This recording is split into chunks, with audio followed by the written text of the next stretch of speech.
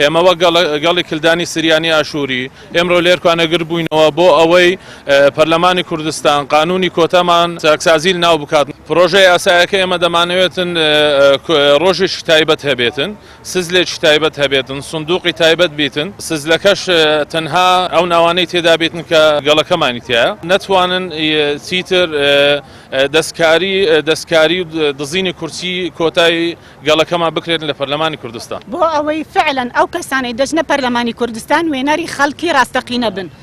فەوەی هەیە لێرە تا ئێستا سەرۆکایەتی پەرلەمان پرۆژەیەکمان حاضر کردووە نوێنەرەکانمان لە پەرلەمان، پرۆژەکە تا ئێستا نەخرایەتەوە بەرنامەی کاری پەرلەمان. مع العلم چەندین کۆبوونەوە تا ئێستا پەرلەمان ئەنجامی داوە، یعنی ئەوە نییە پەرلەمان تەوابێ یان عوتڵەی هەبێ یان دانیشتنی ساز نەدابێت، دانیشتن هەیە بەڵام تاکو ئێستا ئەو پرۆژەیە نەخرایەتەوە بەرنامەی کاری پەرلەمان.